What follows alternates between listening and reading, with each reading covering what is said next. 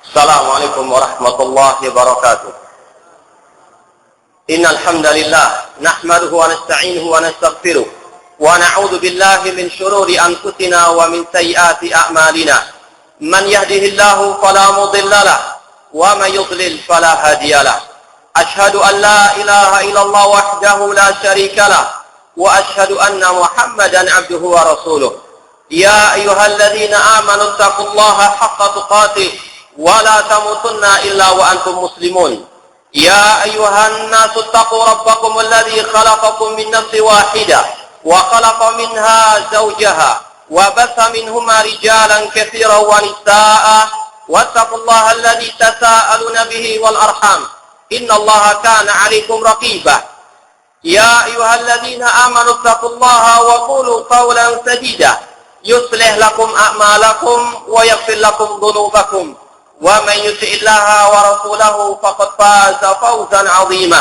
أما بعد فإن أصدق الحديث كتاب الله وخير الهدي هدي محمد صلى الله عليه وسلم وشر الأمور محدثاتها وكل محدثة بدعة وكل بدعة ضلالة وكل ضلالة في النار.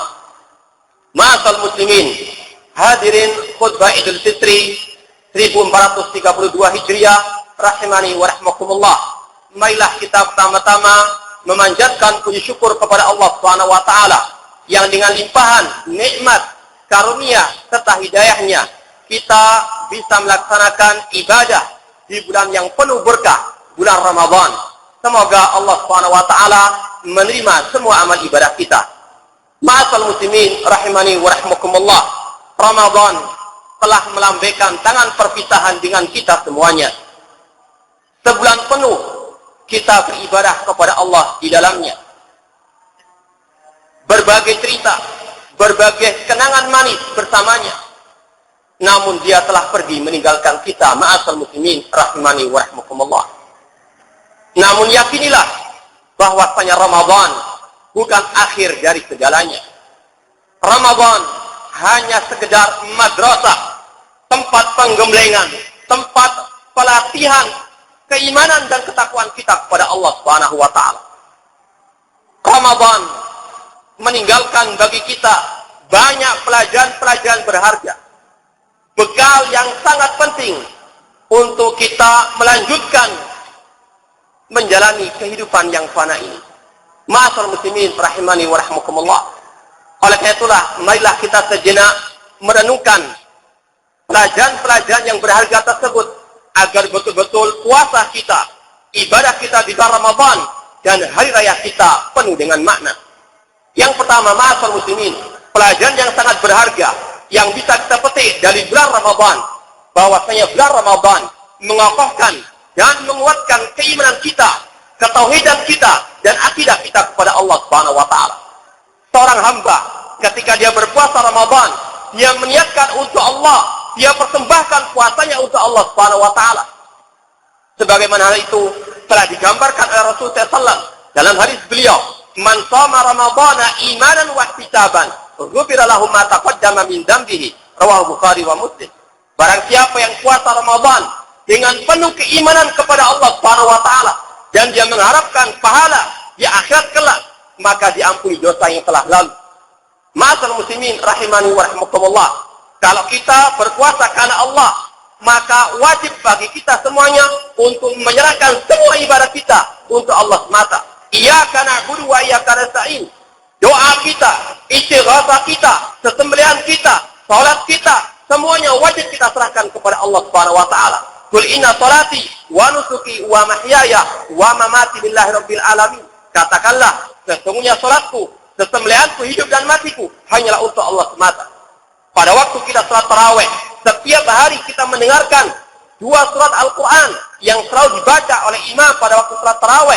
Qul ya ayyuhal kafirun dan Qul huwallahu ahad. Yang mana inti dari surat tersebut adalah untuk kita menghambakan diri kepada Allah semata, untuk kita menyerahkan semua ibadah kepada Allah dan untuk kita menjauhi kesyirikan kepada Allah Subhanahu wa taala. Tidak boleh kita berdoa kecuali kepada Allah. Tidak boleh kita berdoa kepada malaikat atau kepada nabi atau kepada wali. Wajib bagi kita untuk berdoa hanya kepada Allah semata. Inilah ma'asyiral muslimin, pelajaran yang paling utama untuk bisa kita terus jaga sampai akhir hayat kita. Kalau kita mau meninggal dunia dalam keadaan mengucapkan kalimat tauhid, la ilaha illallah, yusabbitullahu alladziina amanu bil qauli tsabiti fil hayati dunya wa fil akhirah. Allah mengokohkan orang-orang yang beriman, yang bertauhid dengan ucapan la ilaha illallah di kehidupan dunia dan di kehidupan akhirat. Kemudian yang kedua, ma'asal muslimin, di antara pelajaran yang berharga yang bisa kita raih, yang bisa kita petik dalam bulan Ramadan, bahwasanya bulan Ramadan mengajarkan, mengingatkan kepada kita tentang tujuan hidup kita di atas muka bumi ini. Mungkin sebelum bulan Ramadan kita terlena dengan kesibukan-kesibukan dunia. Namun di bulan Ramadan Allah ingin mengingatkan kita bahwasanya tujuan hidup kita di atas muka bumi ini untuk beribadah kepada Allah, untuk menjalankan perintah Allah, untuk meninggalkan larangan Allah Subhanahu wa taala. Wa ma khalaqtul jinna wal insa illa liya'budun. Dan tidaklah kuciptakan jin dan manusia kecuali untuk beribadah kepadaku. Ayahsabul insanu an yusraka sudah. Apakah manusia mengira dia dibiarkan saja hidup seperti ini? Imam Syafi'i rahimahullah mengatakan, bal yu'mar wa yunha. Bahkan manusia di dunia ini diperintah dan dilarang oleh Allah Subhanahu wa taala. Hidup kita dunia bukan hanya untuk bersenang-senang saja. Hidup kita di dunia bukan hanya sekedar makan, minum, bekerja, namun lebih dari itu tujuan hidup kita sangat mulia untuk beribadah kepada Allah, untuk mengabdikan hidup kita, untuk menyerahkan semua hidup kita menjalankan perintah Allah dan menjauhi larangan Allah Subhanahu wa taala.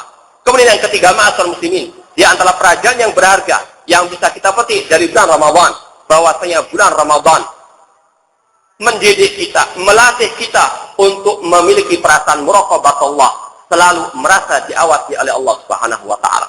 Seorang yang berpuasa dengan mudahnya dia bisa membatalkan puasanya tanpa dilihat oleh manusia. Namun karena dia memiliki perasaan muraqabatullah, merasa diawasi oleh Allah, Allah melihat apa yang akan dia lakukan dan Allah akan membalas setiap apa yang dia lakukan, maka dia tidak mau membatalkan puasanya tanpa udzur yang syar'i. Perasaan seperti inilah selayaknya untuk tetap dijaga, dipelihara sampai akhir hayat nanti. Alam ya'lam bi anna Allah yara. Tidaklah dia mengetahui bahwasanya Allah selalu melihatnya. Wa huwa ma'akum aina ma kuntum. Dan dia bersama kalian di mana saja kalian berada. Allah ada di atas langit, namun Allah mengetahui apa yang kita lakukan. Allah mendengar apa yang kita ucapkan. Maka dengan perasaan muraqabatullah seperti inilah akan terjauhkan seorang muslim dari maksiat kepada Allah Subhanahu wa taala. Seorang yang muslim yang memiliki perasaan muraqabatullah tidak akan mungkin dia korupsi, tidak akan mungkin dia berbuat khianat, pasti dia akan beramanah atau berbuat amanah di dalam setiap perbuatannya, di dalam setiap jabatannya. Kemudian yang keempat, ma'asyiral muslimin, di antara pelajaran yang berharga yang bisa diraih ketika seorang itu berpuasa di bulan Ramadan, bahwasanya bulan Ramadan penuh dengan pemandangan yang indah. Di antaranya kita melihat bagaimana masjid-masjid Allah Subhanahu wa taala penuh dengan kaum muslimin yang melaksanakan ibadah di dalamnya. Namun sangat disayangkan ketika berlalunya hari demi hari, masjid terasa kosong, terasa sepi dan sunyi. Padahal bulan Ramadan melatih seorang hamba untuk memakmurkan masjid Allah Subhanahu wa taala.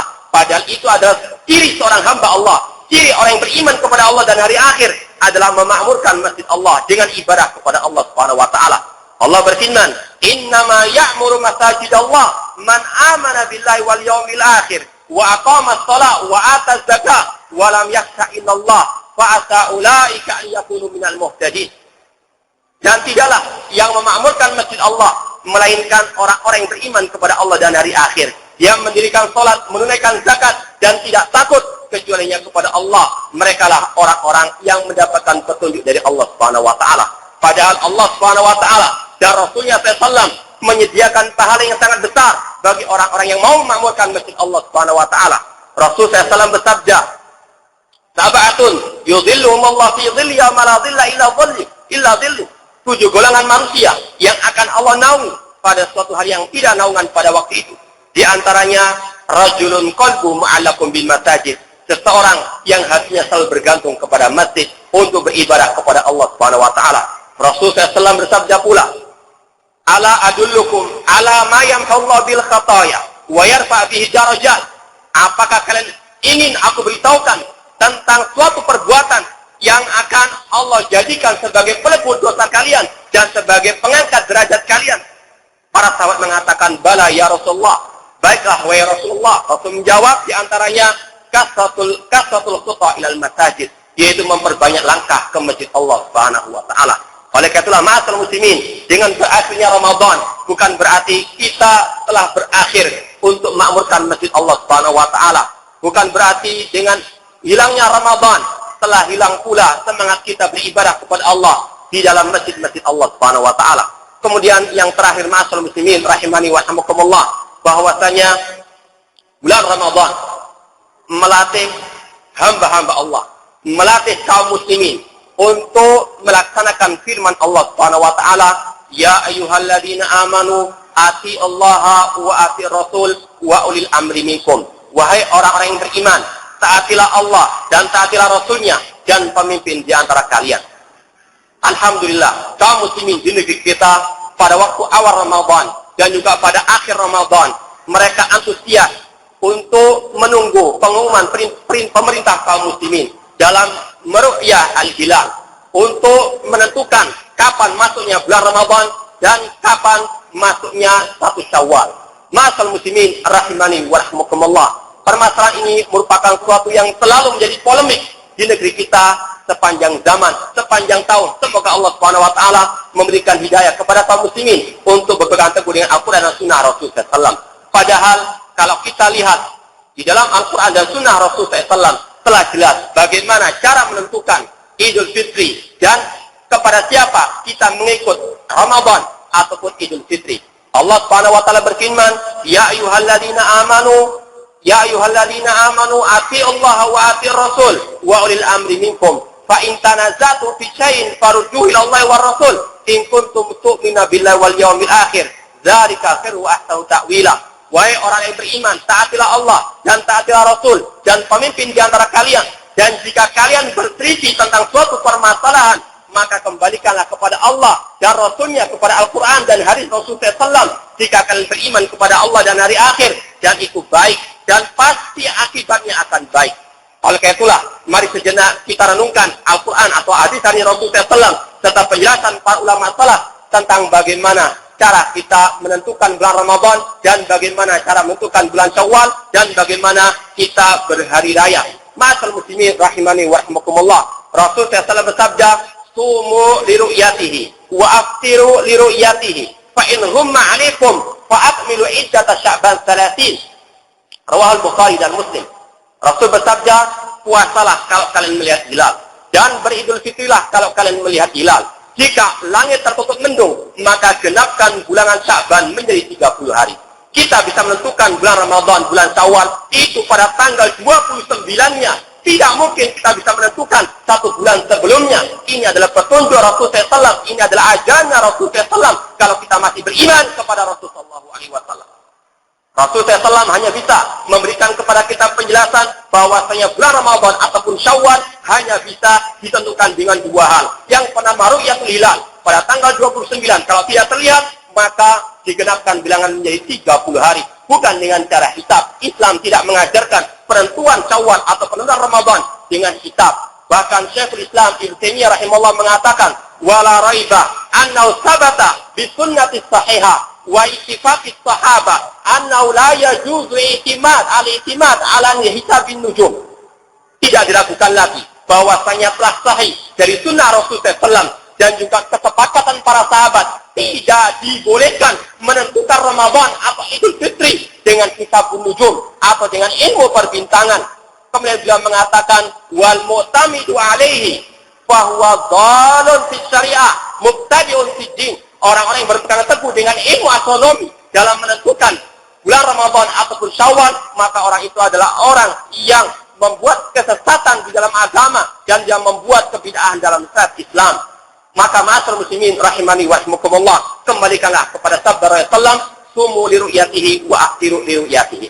Kemudian ma'asyiral muslimin, yang perlu juga kita perhatikan bahwasanya yang berhak untuk mengumumkan dan yang menentukan perayaan Idul Fitri ataupun Idul Adha atau bulan Ramadan hanyalah pemerintah kaum muslimin, bukan ormas, bukan partai, bukan yayasan, namun pemimpin kaum muslimin. Karena di dalam Al-Quran tidak ada perintah untuk kita mengikuti ormas, tidak ada perintah untuk kita mengikuti partai, yang adalah mengikuti Allah dan Rasulnya dan pemimpin kaum muslimin. Ya ayyuhalladzina amanu atiillaha wa atiir rasul wa ulil amri minkum. Rasul SAW juga bersabda, "Alal mar'il muslim as-sam'u wa ta'a fi ma ahabba wa kariha illa an yu'mara bi ma'siyatin." Wajib bagi seorang muslim untuk mendengar dan taat kepada pemimpin kaum muslimin di dalam hal yang baik, di dalam hal yang dia cintai, apa yang dia sukai, kecuali kalau dia diperintahkan untuk berbuat maksiat. Fa umira bi ma'siyatin fala sam'a wala ta'a. Namun kalau dia diperintah untuk berbuat maksiat, tidak ada ketaatan dan tidak ada kewajiban mendengar. Kemudian ma'asal muslimin rahimani wa rahimakumullah. Kalau kita lihat di zaman Rasulullah SAW yang berhak untuk menentukan hari raya Idul Fitri adalah pemimpin kaum muslimin. Disebutkan dalam riwayat Abu Dawud bahwasanya anna rabban ja'u ila Nabi sallallahu yashhaduna bi annahum ra'al hilala bil am. Suatu saat sekelompok kaum muslimin mendatangi Nabi sallallahu alaihi wasallam. Kemudian mereka mengabarkan bahwasanya mereka telah melihat hilal pada kemarin harinya. Kemudian fa amarahun Nabi sallallahu bi an yuftir. Kemudian Rasul SAW pun memerintahkan kepada kaum muslimin untuk beridul fitri. Yang mengumumkan siapa? Rasul SAW sebagai pemimpin kaum muslimin pada waktu itu. Demikian pula Ibnu Umar pernah mengatakan, "Tara'an nasu al-hilala." Manusia pernah mengatakan, "Kami melihat hilal." Fa'akhbatun Nabi SAW anni ra'aitu. Aku pun mengabarkan kepada Nabi SAW bahwasanya aku melihatnya. Fasama wa amaran nasa bisyamihi. Maka beliau pun puasa dan memerintahkan orang-orang lain atau kaum muslimin untuk berpuasa. Hak untuk mengumumkan, hak untuk menentukan hari raya ataupun puasa Ramadan hanyalah di tangan pemerintah kaum muslimin. Ini sekali lagi adalah petunjuk Allah dan Rasulnya. Ini adalah sunnahnya Rasul SAW. Man raghiba an sunnati falaysa minni. Rasul mengatakan barang siapa yang tidak suka dengan sunnahku, maka dia bukan dari golonganku. Demikian pula para sahabat, demikian pula para salafus saleh, para tabi'in, para tabi'ut tabi'in dan ulama salaf sepakat bahwasanya hak menentukan Idul Fitri adalah pemerintah kaum muslimin. Seorang ulama salaf yang bernama Sufyan Ats-Tsauri yang meninggal tahun 162 Hijriah, beliau mengatakan kepada muridnya yang bernama Syu'aib, "Ya Syu'aib, la yanfa'uka ma katabta hatta tarsala khalfa kulli barrin wa fajirin." Wahai Syu'aib, tidak ada manfaatnya apa yang engkau tulis sampai engkau berpendapat wajibnya salat di belakang pemimpin yang baik ataupun yang jelek. Kemudian seorang murid tersebut bertanya, "As-salata kullaha?" Apakah setiap salat harus di belakang pemimpin kaum muslimin, harus bersamaan dengan pemimpin kaum muslimin? Apa kata Sufyan Ats-Tsauri rahimahullah taala? Beliau mengatakan, "Bal salatul jum'ati wal idain." Bahkan salat Jumat dan salat Idul Fitri dan Idul Adha wajib di belakang pemimpin kaum muslimin. Demikian pula yang dikatakan oleh seorang ulama telah terdahulu yang bernama Harb bin Ismail Al-Karmani yang meninggal tahun 280 Hijriah. Beliau mengatakan, "Al-jum'atu wal idani wal hajju ma'a sultani wa illam yakunu bararatan attiya."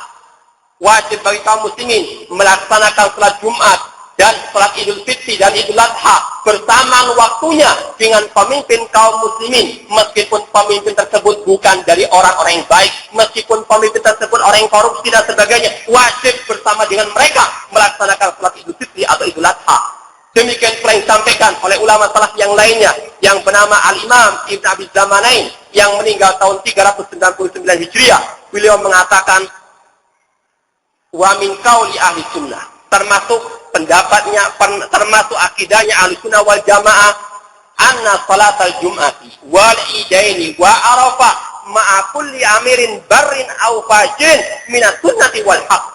Kata beliau bahwasanya termasuk akidah Ahlussunnah wal Jamaah adalah melaksanakan salat Jumat, salat Idul Adha, salat Idul Fitri dan salat di Arafah bersama pemimpin kaum muslimin yang baik ataupun yang jelek, dan itu termasuk sunnah Rasulullah SAW dan itu termasuk suatu yang hak. Bahkan Al-Imam Ibn Abi Zaman atau Al-Imam Harb bin Ismail Al-Karmani mengatakan, "Wa man khalafa hadhil mazahib," barang siapa yang menyeliti akidah Ahlussunnah wal Jamaah ini, "fahuwa mukhalifun mubtadi'un," maka orang itu adalah orang yang menyimpang, dia adalah ahli bid'ah, kharijun anil jamaah, dia keluar dari jamaah kaum muslimin. Kemudian wa huwa zailun an manhajis sunnati wa sabil haq, dan orang itu telah menyimpang dari sunnah Rasulullah SAW dan jauh daripada jalan kebenaran. Oleh karena itulah, ma'asyiral muslimin rahimani wa rahimakumullah, kembalilah kepada ajaran Allah dan kepada ajaran Rasulullah SAW. Kemudian setelah penjelasan hal seperti ini dari Al-Quran maupun Sunnah Rasulullah SAW, dari ucapan sahabat, maka tidak selayaknya untuk kita mengatakan bahwasanya ikhtilafu ummati rahmah, dengan mengatakan perselisihan umatku adalah rahmat. Yang pertama, karena dalil hal tersebut, karena hadis tersebut dikatakan oleh para ulama hadis yang la aslalahu, tidak ada asalnya. Kemudian sebagaimana kata Ibnu Hazm rahimahullah taala, kalau perpecahan itu rahmat, maka apakah berarti persatuan itu adalah azab? Kemudian juga jelas-jelas ucapan yang mengatakan perselisihan itu adalah rahmat, menyelisih Al-Quran dan Sunnah Rasulullah SAW. Al-Quran memerintahkan kita untuk bersatu di atas agama Allah, bersatu di atas Sunnah Rasulullah SAW. Wa'tasimu bihablillah jami'an wa la tafarraqu. Berpegang teguh dengan tali Allah dan jangan kalian berpecah belah. Wa la takunu minal musyrikin, minal ladina farraqu dinahum wa kanu syi'a kullu hizbin bima ladayhim farihun. Allah berfirman, dan jangan kalian mengikuti jejaknya orang-orang musyrikin yang mereka memecah belah agama dan mereka bergolong-golongan, setiap golongan bangga dengan golongannya. Allah juga berfirman, wala takunu kalladzina tafarraqu wa ikhtalafu min ba'di ma ja'ahumul bayyinat ulaika lahum 'adzabun 'adzim. Dan janganlah kalian menjadi orang yang berselisih dan berpecah belah setelah jelas bagi kalian keterangan, dan mereka adalah orang-orang yang diazab oleh Allah Subhanahu wa taala. Oleh karena itulah, mereka-mereka yang menyimpang dari ajaran Allah, yang menyimpang dari ajaran Rasulullah SAW, yang menyelisih pemimpin kaum muslimin, maka berhati-hatilah dari firman Allah Subhanahu wa taala, "Falyahdharil ladzina yukhalifuna an amrihim an tusibahum fitnatun aw yusibahum adzabun alim." Maka berhati-hatilah orang-orang yang menyelisih ajarannya Rasulullah SAW, untuk mereka ditimpa musibah atau fitnah dan azab yang pedih. Wa may yushaqiqir rasula min ba'di ma tabayyana lahul huda wa yattabi' ghayra sabilil mu'minin nuwallihi ma tawalla wa nuslihi jahannam wa sa'at masira. Dan barang siapa yang menyelisih Rasulullah SAW setelah jelas kebenaran baginya, dan dia menyelisih jalannya orang-orang beriman, menyelisih jalannya kaum muslimin dan para sahabat Rasulullah SAW, maka kami palingkan di mana dia berpaling, dan kami masukkan dia ke neraka jahanam, dan jahanam sejelek-jelek tempat kembali. Maka kembalilah ke jalan Allah, wahai orang-orang yang menyimpang dari jalan Allah Subhanahu wa taala. Ar-ruju' ilal haqqi syaraf, kembali kepada kebenaran adalah suatu kemuliaan. Ar-ruju' ilal haqqi khairun min at-tamadi fil batil, kembali kepada kebenaran lebih baik daripada terus-menerus di atas kebatilan. Ma'asyiral muslimin, inilah sebagian dari pelajaran-pelajaran berharga yang bisa kita petik di bulan Ramadan ini, atau di bulan Ramadan yang telah kita lalui ini. Semoga Allah Subhanahu wa taala memberikan kepada kita keistiqomahan untuk kita bisa beribadah kepada Allah sampai akhir hayatnya ya nanti. Wa'bud rabbaka hatta ya'tiyakal yaqin, beribadahlah kepada Allah sampai datangnya keyakinan. Dan semoga Allah Subhanahu wa taala memberikan hidayah taufik kepada kaum muslimin untuk kembali kepada Al-Qur'an dan Sunnah Rasulullah SAW, untuk kembali kepada ajaran para sahabat Rasulullah SAW. Dan semoga Allah Subhanahu wa taala menghidupkan kita di atas Islam dan Sunnah, dan semoga Allah mewafatkan kita, mematikan kita di atas kalimat tauhid la ilaha illallah. Kurang lebihnya saya mohon maaf. Akhiru da'wana alhamdulillahirabbil alamin. Wassalamualaikum warahmatullahi wabarakatuh.